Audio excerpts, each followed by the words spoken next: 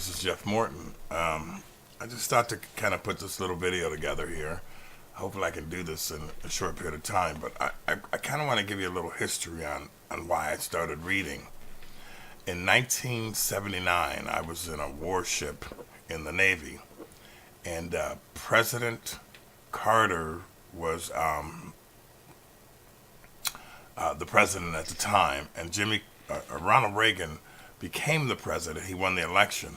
Well, at the time, we were in the Indian Ocean over there monitoring the Iranian hostage crisis, and some of you young people won't know what I'm talking about. But Ronald Reagan won the election, and we had about 1,500 guys on our ship, and there was this gigantic celebration, that went up, and all these people were celebrating. It was like this roar that went through the whole ship. And so I was kind of wondering, I'm a kid probably 19, 18 years old, and I wanted to know why they wanted this president and not the Carter. I knew why we didn't want Carter, because as a person in the military, we watched some of the orders that came through dealing with the Iranian hostages, and we were just like, what is Carter doing? This is ludicrous. We couldn't go in and rescue the hostages. We couldn't do a bunch of stuff. And we were kind of demoralized because this little country Iran was treating the United States like we were idiots. And so anyway, my whole countenance changed. I started learning about the Republican Party. I started doing research. I wanted to understand what politics was. So here I'm just this black kid from New York, raised in the ghettos, and I wanted to understand what happened.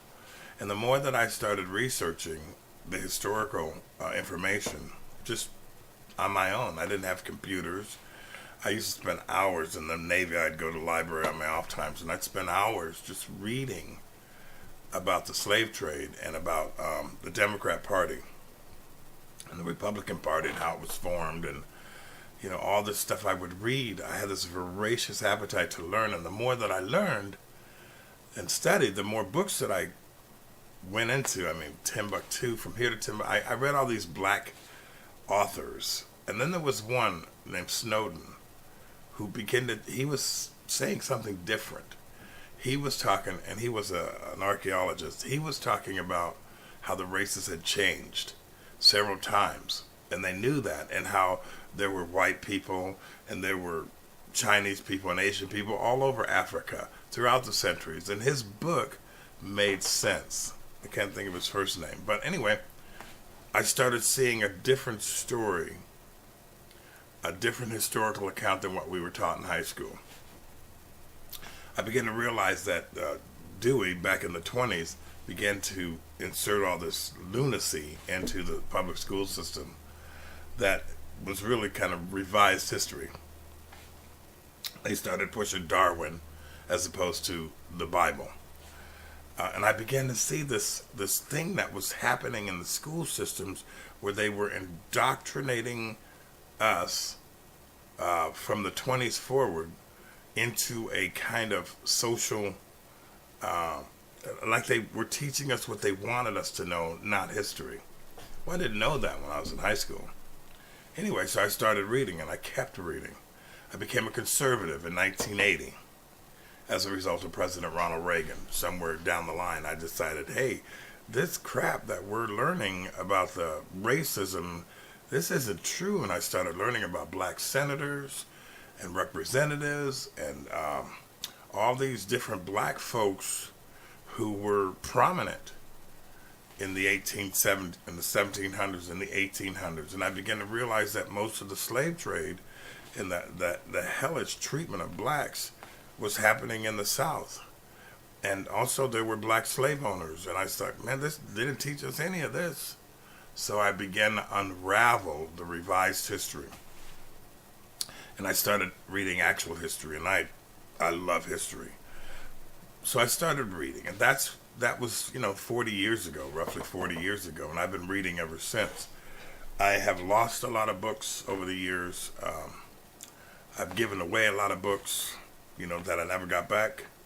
But I'm making this little video to kind of, I was going through some of my books today, looking for a couple of books, and I started realizing, my God, I've read a lot of books over the course of the last really, literally, if you want to know the truth, the last 7 years, since I met Pastor Mark Bilks and I got this epiphany, then my focus on the Bible and learning what this book was all about really kind of took off. I mean, it really took off.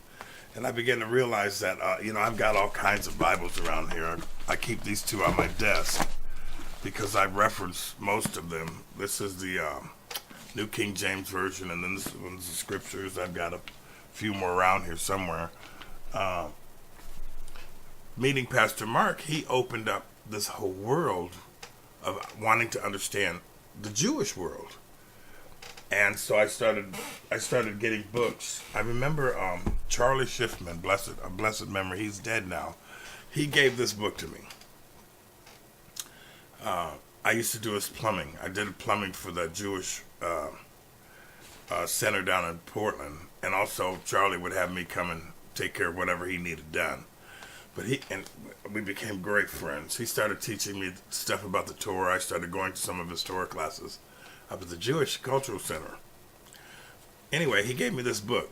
It's by Elie Wiesel. It's called The 5 Biblical Portraits.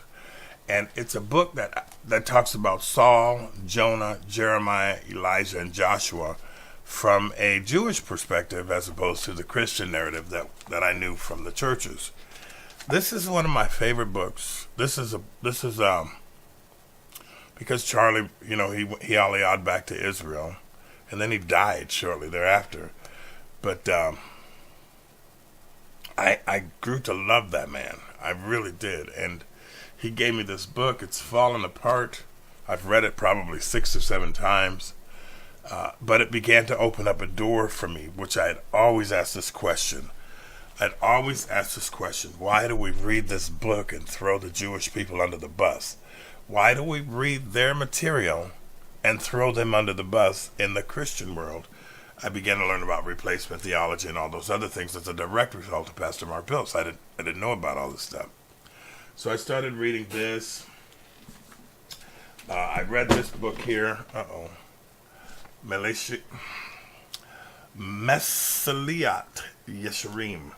And this book right here is by Moses Chaim Luzzatto, The Path of the Upright. This was a very good book on how we're supposed to treat each other. Oh, hang on, I just dropped a couple. Of course, then I got the Siddur, the Book of the Prayers, and I got the Tanakh. And I just started learning. Prior to all of that, I read this book, Unfounded Loyalty, and I began to find out what the Democrat Party was all about for the last 150 years. I'll never vote for a Democrat as long as I live. The legacy of Arab Islam in Africa. If you want to understand how brutal Islam treated the African people, this book is an absolute must-read. You have to read this book. Black folks... To the black folks who know absolutely nothing about the horror of the Arab slave trade, this is a good book. It's called The Legacy of Arab Islam in Africa by John Alimbila Azuma. He's a Christian doctor. This is a very good book. It'll open the door for some of you folks that you didn't even know about. You don't even know about. Anyway, this is just a couple. I got books all over the place about black history. Because I'm black. I began to find out that most of the stuff that we were taught is just crap. So anyway, as I started doing all this reading, I wanted to understand what the Apocrypha was. So I got this book. Somebody gave this book to me. I wanted to understand about some of the church fathers, so I started learning about Eusebius, and I started reading the works of Josephus. His book is, I think it's over on that shelf there, the complete works of Josephus. I have those. Of course, then I got this book here. A friend of mine bought me this. This is called the Delitzsch Gospels. It's written... Vina David. This was put out by First Fruits of Zion, and this gives you a different perspective on the Gospels. It's kind of written in more of a Hebrew mindset. Great book. I use this as a reference book all the time. Um, the Jewish Gospels by Eli Lazorkin and Eisenberg. This is a good book. It's a good book to, you have to understand that the Hebrews wrote this. They wrote the Bible, so you have to go back and look at their world. And these are just some of the books that I've read. But anyway, reading this book right here was an eye-opener. Of course, then Rabbi Itzhak Shapiro's The Kosher Pig. This book is basically putting the rejection of Jesus on trial, or Yeshua, and it shows why he's the Messiah. This is a good book. And I know Rabbi Shapiro. I got books by Bill Cloud. I got several of them over there on the shelf. This one is his latest one. He wrote this one about a couple of years ago, Esau Rising. This one is kind of a Know the Time, Change Your World by Barry L. Miller. I can't remember this book. I don't think I liked it. I loved this book by Daniel Boyarin. The Jewish Gospels, the story of the Jewish Christ. This is an excellent book. It kind of takes you out of Western theology and puts you back into a more Hebrew culture. This is Joel Richardson's When a Jew Rules the World. This one's okay. Can I just be honest with you guys? I'm not a big fan of Joel Richardson. I'm just not. King Jesus Gospel, Scott McKnight. This is a great book. I loved it. And some of these books, they're from, Christian perspective, but they're not bad books. And Christianity is not necessarily bad. It's just been misled, in my opinion. This is an excellent book, The Beast That Crouches at the Door by Rabbi. This is by Rabbi Foreman, who I met through El Shaddai Ministries, and I follow a lot of his material. If I were to be critical of Rabbi Foreman, I would say this. He has a lot of innuendo in some of the way he brings forward stories, but his stories are fascinating, and some of the truths that he brings forward are good. A lot of supposition on his part, in my opinion. Of course, Dan and Brenda Cathcart, I've known for 40 years. I've got their books. I got the complete set over there. I've read almost everything that they produced. This one here is called Babylon Rising, The Sign of Jonah. They have some interesting concepts about, a lot of different things. Basically the evolution of stuff. And it's a good book. These are good books to read. The Kingdom Citizen. This is by Tyler Don Rosenquist.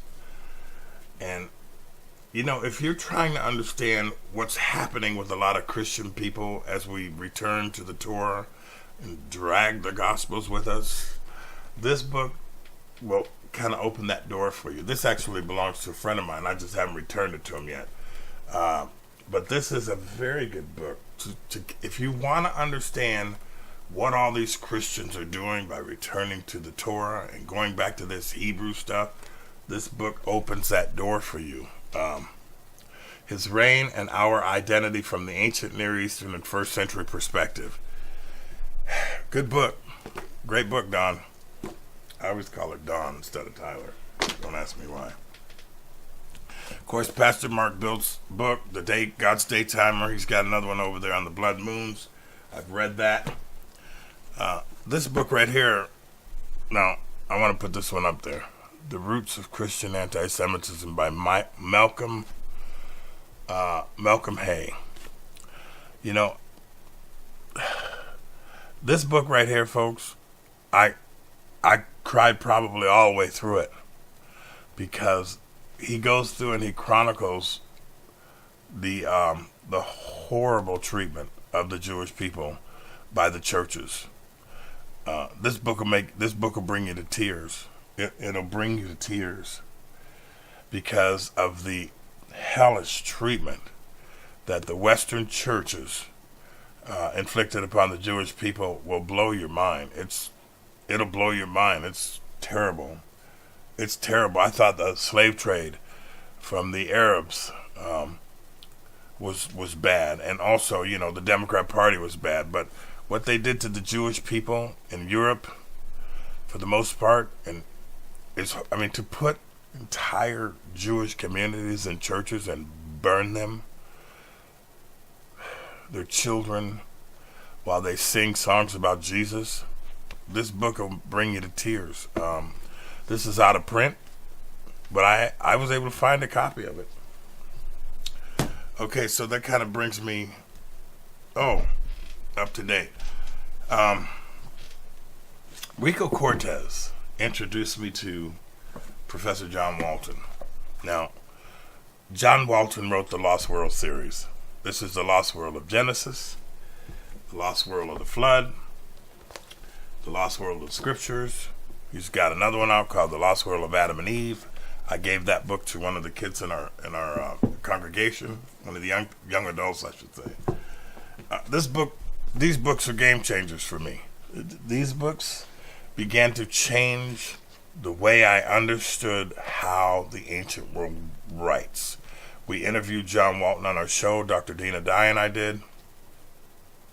And the more that I understood what he was writing about, the more I was able to look at the scriptures, and particularly Genesis, and even really Genesis, and I'm seeing a different thing happen. Because I'm starting to learn about kingdom language and how trees and mountains and fields and all these different words were analogous to something else as the writer was making a point. And he began to teach me that, they wrote from a mythological perspective, not a scientific perspective or an enlightened perspective. But I began to see how they were writing in Genesis. We read a sentence in English and the bird flew across the street. And yet, in the writer's mind, he never saw a bird and there was no street and he didn't cross anything. But you don't know that if you don't understand what kingdom language is and you don't understand the way they wrote. So, of course, Dina Dye, she came out with this book right here, The Temple Revealed in Creation. This book furthered my understanding what John Walton was talking about. Only Dina takes you back to the actual, she does these little vignettes in the book, like midrashes, and she takes you back to the historical account, only you're actually part of the story. It's a brilliant way she's done that. You read this book, and then she takes you to a story, and she's got the settings, she's going through all of the different things, the accoutrements, what's on the streets, and she actually puts you in the story. But the thing about the book is almost virtually everything in here is an actual historical account of the biblical writing. She came out with the second book, The Temple Revealed in the Garden. If you don't understand this stuff, then you have a very skewed understanding of the Bible. I'm just sorry. That's just the way it is. It's just the way it is. I went down to Florida last January, and I hope to go again. And Rico Cortez, Ryan White, Dina Dye, and Joe Good put this course on called The Treasures of the Temple. I loaned out the set, and I realized I didn't give them all of it. So I have to catch up with Steven. I didn't give you the whole thing. Here's another video. This blew my mind. I mean, I thought learning the Torah and the Torah portions, the Haftorah from Pastor Mark Bills, and learning about the festivals from him and from Valerie Moody and several others. And I got a couple books by Valerie somewhere around here. I thought that was eye-opening, but when I started learning about the temple, that just blew my brain. And I got to give Rico credit too, because he started introducing me to ancient Near East covenant treaty law. I began to see how the ancient world worked, how their legal systems worked, how the protocol of the kings worked as a result of that series. And it's called the Scriptures. I don't know, but you can go to Ryan White's website and order it, or I think you can go to Wisdom and Torah and order it. I had in this room right here behind me 15 guys. We went through the entire series. It took us about 6 months, and it was a complete game changer in how we understand the Bible, because we started seeing the legal world and the ramifications of the legality of the culture of the Hebrews in all those different time periods. And it's just a mind blower, and you start seeing what was really happening when you read the Gospels.